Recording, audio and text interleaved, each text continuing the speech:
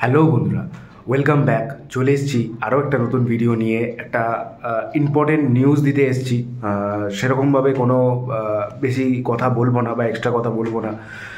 Just একটা news আছে, যেই নিউজটা কিন্তু খুবই একদম জোরালো হচ্ছে এবং আমিও অ্যাকচুয়ালি এক্সপেক্ট ছিল যে এরকমই নিউজ হবে, বাট এই ধরনের হবে সেটা হয়তো ছিল না।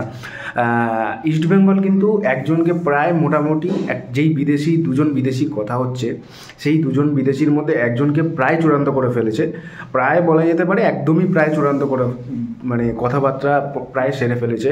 হয়তো আমার মনে হয়, এটা আমার পার্সোনালি মনে হয় যে তাকে কিন্তু অলরেডি তার ভিসা যা যাবতীয় যেই সব জিনিসগুলো আছে সেইগুলো কিন্তু করে হয়তো 2 থেকে 3 দিনের মধ্যে হয়তো ইন্ডিয়ায় চলে আসবে এবং টিমের সাথে যোগদান করবে।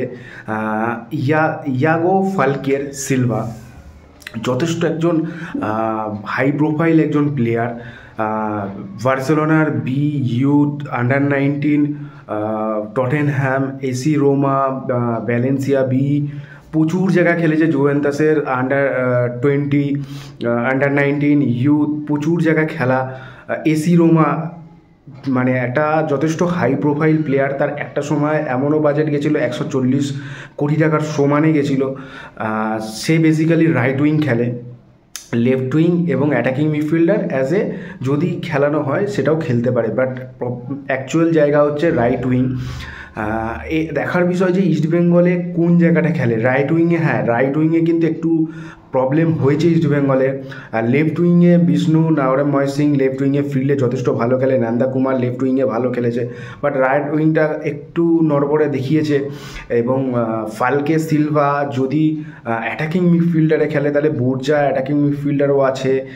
এইটা দেখার বিষয় যে সে কোন পজিশানে খেলতে পারে। প্রায় বলা যেতে পারে যে এই প্লেয়ারটা কিন্তু কোচই পছন্দ করেছে এবং যথেষ্ট একজন হাই প্রোফাইল প্লেয়ার।